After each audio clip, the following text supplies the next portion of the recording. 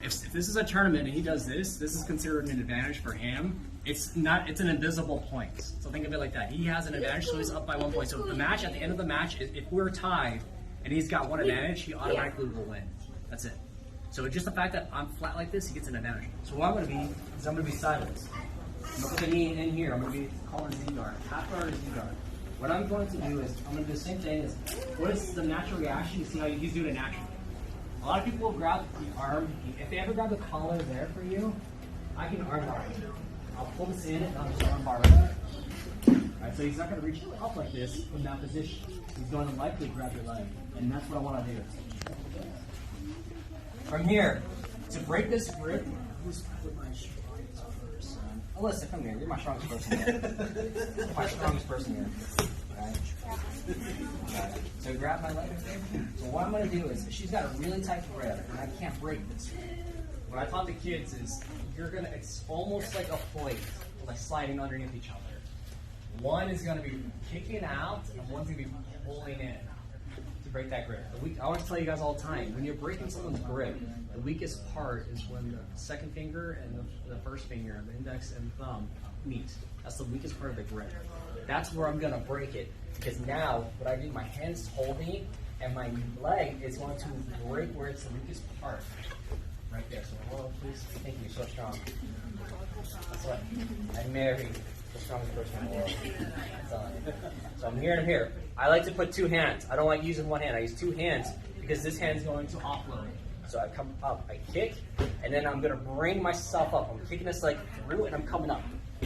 When I come here and here, this hand is going to transfer. Same time that's coming, I'm going to be called. This is called the dog fight or bulldog position.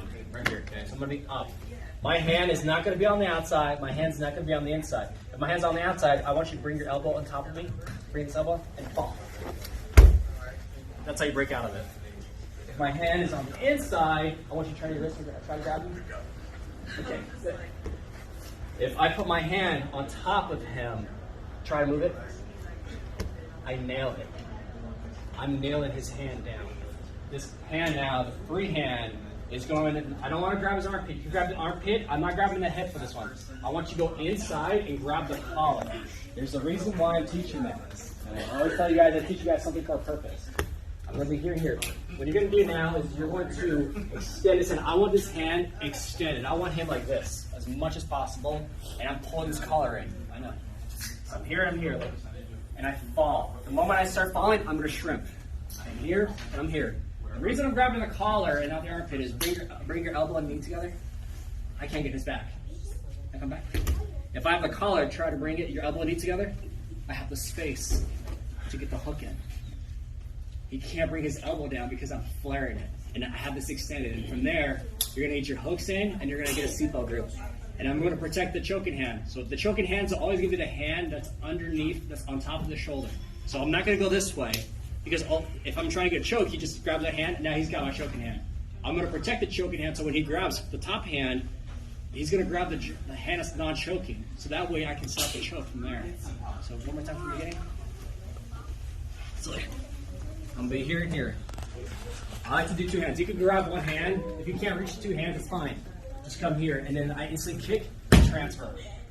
Now I'm going to come up to the bulldog position, the dog fight position. And I'm just going to square my hips. I'm going to mimic him. I want to be almost like a turtle. And I flare my knees out.